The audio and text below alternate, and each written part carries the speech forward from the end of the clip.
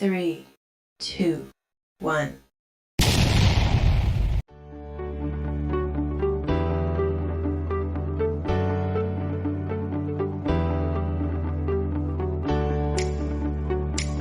Halo teman-teman, pernahkah kalian bertanya-tanya bagaimana makanan yang kita makan bisa berubah menjadi energi yang kita gunakan setiap hari?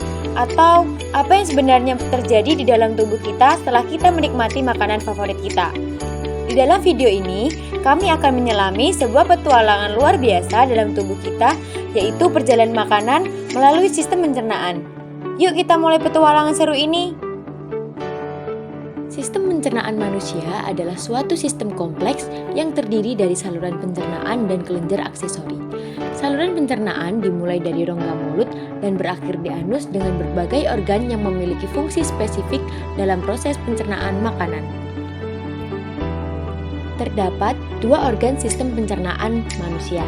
Yang pertama, organ pencernaan utama, dan yang kedua, organ pencernaan tambahan. Untuk organ pencernaan utama terdiri dari mulut, kerongkongan, lambung, usus halus, usus besar, dan juga anus. Untuk organ pencernaan tambahan terdapat kelenjar pencernaan yang menghasilkan enzim seperti hati dan juga pankreas. Untuk selanjutnya, mari kita bahas organ pencernaan utama. Di organ pencernaan utama ini yang pertama ada rongga mulut. Proses pencernaan dimulai di rongga mulut, di mana makanan dikunyah oleh gigi menjadi potongan-potongan kecil. Air liur yang mengandung enzim amilase berfungsi untuk memecah karbohidrat menjadi maltosa.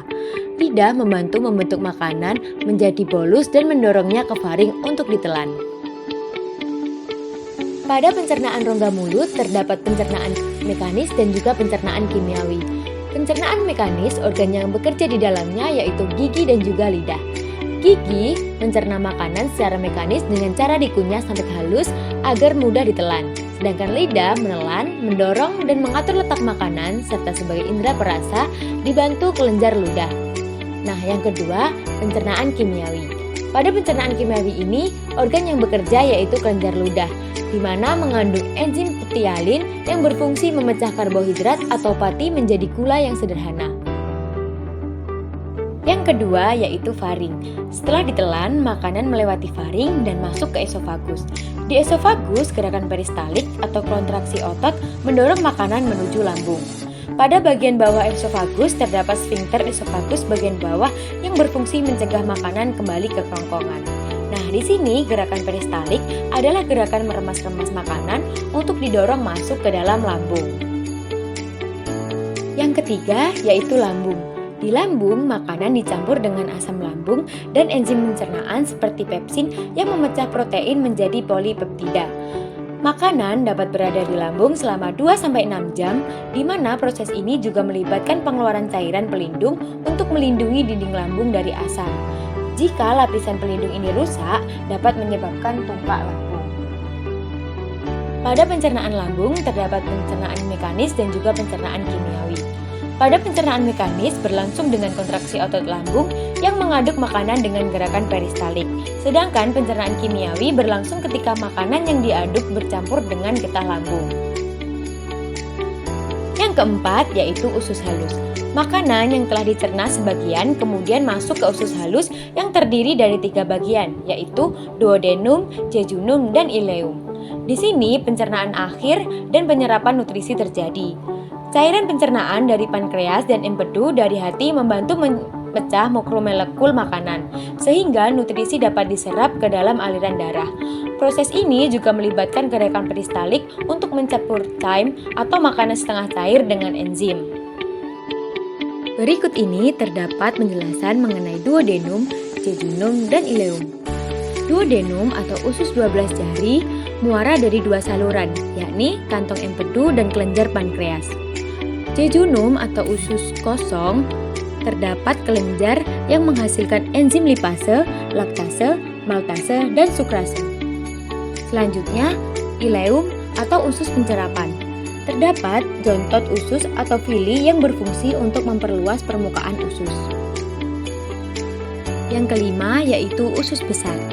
Setelah melewati usus halus, sisa makanan yang tidak dicerna masuk ke usus besar. Di sini, air diserap kembali dan sisa makanan dipadatkan menjadi tinja. Usus besar terdiri dari sekum, kolon, dan juga rektum. Proses ini penting untuk mengeluarkan limbah dari tubuh dalam bentuk fases. Yang terakhir terdapat rektum dan anus. Rektum berfungsi sebagai tempat penyimpanan sementara bagi fases sebelum dikeluarkan melalui anus. Otot sphincter pada anus mengeluarkan pembukaan dan penutupan untuk mengeluarkan fases saat dibutuhkan. Selanjutnya di sini mari kita bahas mengenai organ pencernaan tambahan. Yang pertama yaitu hati. Hati merupakan kelenjar terbesar dalam tubuh yang menghasilkan getah empedu. Getah empedu mengandung garam empedu, bilirubin, dan elektrolit. Yang kedua yaitu pankreas. Pankreas menghasilkan getah pankreas yang mengandung zat berikut ini. Yang pertama, enzim amilase, yang kedua, enzim tripsin, dan yang ketiga, enzim lipase. Pada enzim amilase, merombak amilium menjadi maltosa dan juga glukosa. Pada enzim tripsin, merombak protein menjadi asam amino, dan pada enzim lipase, merombak lemak menjadi asam lemak dan juga gliserol. Proses pencernaan melibatkan dua jenis mekanisme. Yang pertama, pencernaan mekanik, dan yang kedua, pencernaan kimiawi.